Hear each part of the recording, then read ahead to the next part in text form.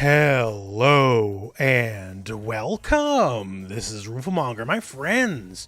So the other day, Ed launched for Street Fighter 6, and we also had our first ever balance patch, and that's all legitimately great. And if you want to check the balance patch coverage, it's on the channel already. But today I want to talk specifically about some of the lore implications of Ed. And you know what, to call it for what it is, what I'm really here to talk about is the gorilla. Baba Mwalimu, the Shadaloo gorilla, was introduced to us a long time ago, 2017. And after his initial introduction in Ed's story mode, his arcade mode, Street Fighter V, that was sort of it for the most part. And I've kind of been obsessing for the years ever since.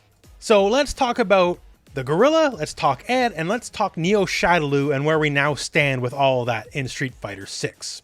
Obviously, with the launch of Ed, we got Ed lore, Ed story, all that kind of stuff, and Ed is a bit more important to the story than, say, Rashid or Aki, which preceded him, because he's directly related to Shadaloo and M. Bison.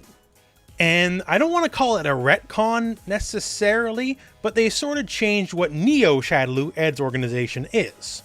So before it was presented basically, him and his crew as the remnants of Shadaloo, and now it's specifically the remnants of Shadaloo trying to pull a kingmaker and then make Ed the ruler of Neo Shadaloo. To which, by the end of his arcade mode, it looks like he accepts. So he will run the remnants of Shadaloo. But by his means, the way he wants to do it, not necessarily the way they want to do it. So it would seem. Not particularly trusting of JP.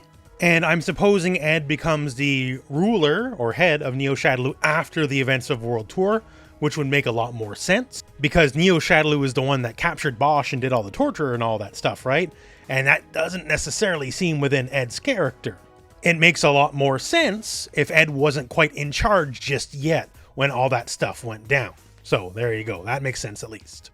So basically Street Fighter 6, the World Tour mode, the arcade, basically brings us to the same point we hit at the end of Street Fighter 5.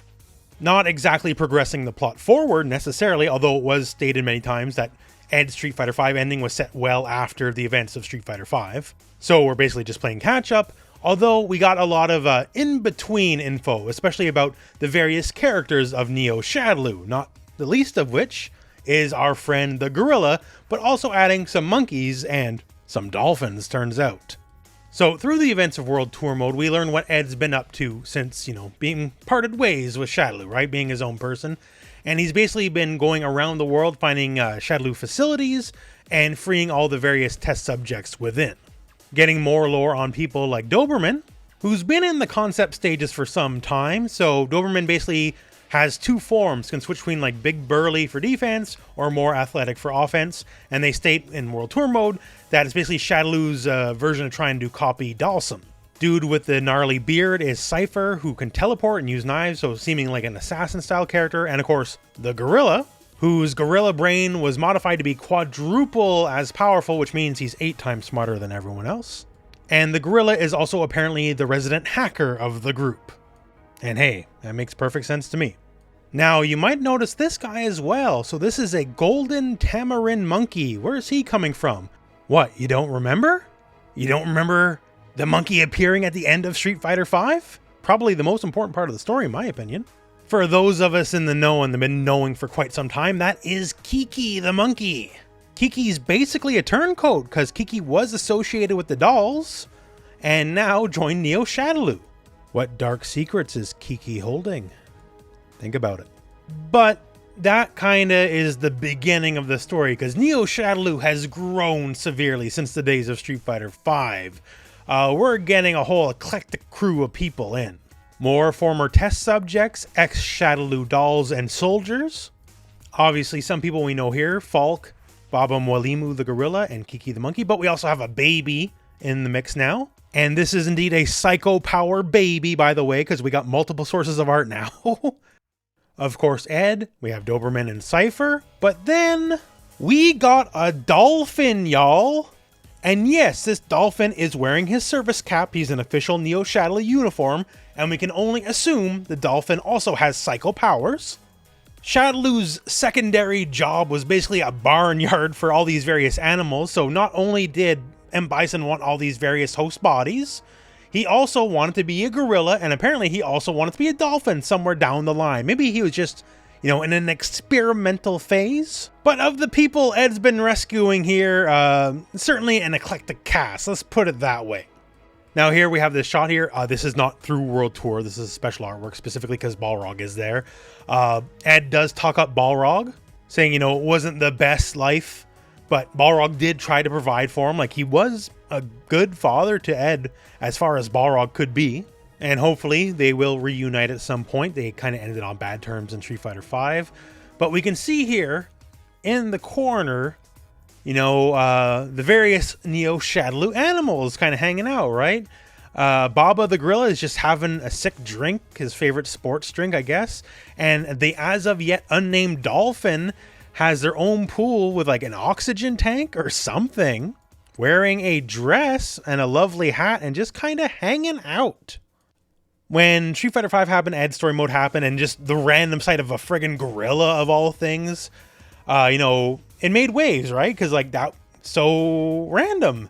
And how do you top the gorilla? Well, adding a dolphin, I guess, would do it. You know, dolphins can be very powerful. If you ever saw the terrifying true-to-life documentary Johnny Mnemonic, you would know that cyberpunk dolphins are a threat. Like, that dolphin killed Dolph Lundgren. Spoilers. And basically what I'm just trying to say is I'm a big fan of the direction they're taking Neo Shadaloo, and I really hope they go somewhere with it. They've built up this whole crew of just crazy eccentric characters.